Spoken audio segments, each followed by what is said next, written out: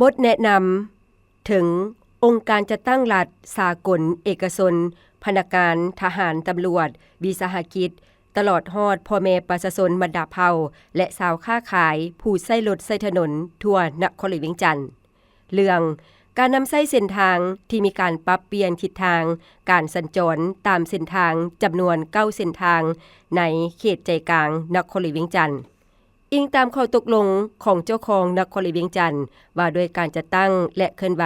ของแผนกโยธาธิการและขนส่งนครหลวงเวียงจันทน์ฉบับเลขที่444/จนว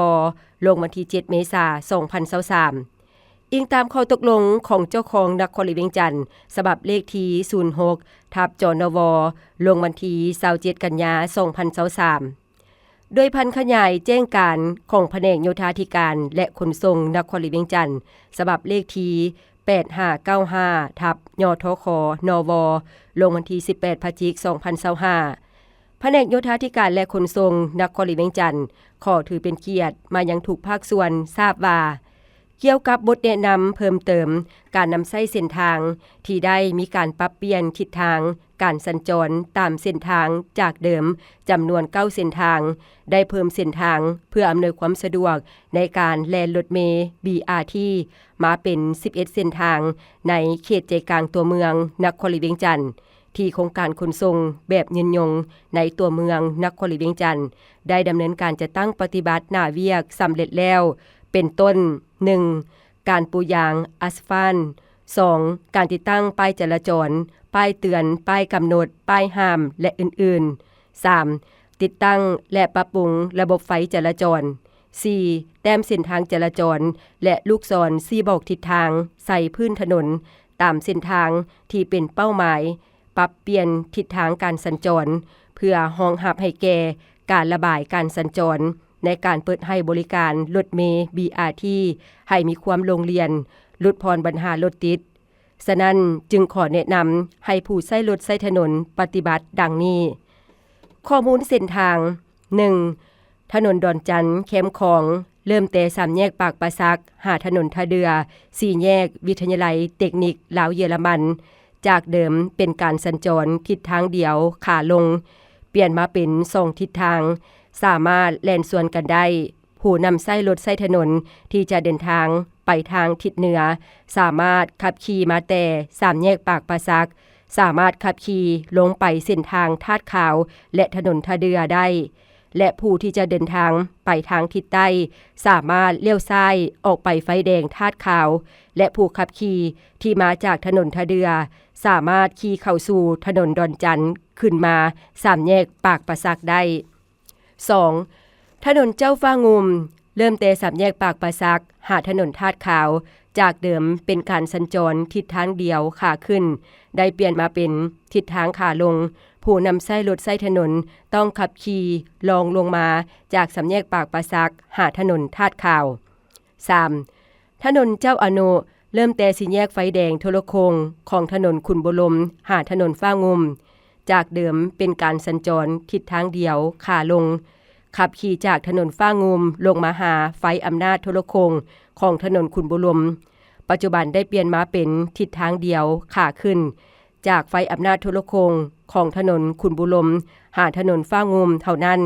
แล้วไปตามจุดประสงค์โดยให้ปฏิบัติตามเครื่องหมายและทิศทางของการสัญจรที่กำหนดไว้ 4. ถนนฝรั่งซัวยินเริ่มแต่ถนนฟ้างุมหาถนนเศรษฐาธิราชจากเดิมเป็นการสัญจรทิศทางเดียวได้เปลี่ยนมาเป็น2ทิศทางผู้นำใช้รถใช้ถนนแม้นสามารถขับขี่ส่วนทางกันได้แล้วไปตามจุดประสงค์โดยให้ปฏิบัติตามเครื่องหมายและทิศทางของการสัญจรที่กำหนดไว้ 5. ถนนนอแก้วกุมมารเริ่มแต่ถนนฟ้างุมหาถนน3เส้นไทยจากเดิมเป็นการสัญจรทิศทางเดียวได้เปลี่ยนมาเป็น2ทิศทางผู้นำใช้รถใช้ถนนแม้นสามารถขับขี่ส่วนทางกันได้แล้วไปตามจุดประสงค์โดยให้ปฏิบัติตามเครื่องหมายและทิศทางของการสัญจรที่กำหนดไว้ 6. ถนนมันทาธุราชเริ่มแต่ถนนฟ้างุมหาถนน3เส้นไทยจากเดิมเป็นการสัญจรทิศทางเดียวได้เปลี่ยนมาเป็น2ทิศทางผู้นำใช้รถใช้ถนนแม้นสามารถขับขี่ส่วนทางกันได้ แล้วไปตามจุดประสงค์โดยให้ปฏิบัติตามเครื่องหมายและทิศทางของการสัญจรที่กำหนดไว้ 5. ถนนกาลินีต่อหน้าสถานทูตฝรั่งเริ่มแต่ถนนเศรษฐาธิราชหาถนนคูเวียงจากเดิมเป็นการสัญจรทิศทางเดียวขาลงปัจจุบันได้มีการปรับปรุงให้มีการสัญจร2ทิศทางผู้นำใช้รถใช้ถนนสามารถขับขี่ส่วนทางกันได้ทั้งขาขึ้นและขาลงแต่ห้ามเลี้ยวขวาขึ้นไปทางหอพระแก้วให้เลี้ยวซ้ายลงมาทางวัดสีเมืองแล้วไปตามจุดประสงค์โดยให้ปฏิบัติตามเครื่องหมายและทิศทางของการสัญจรที่กำหนดไว้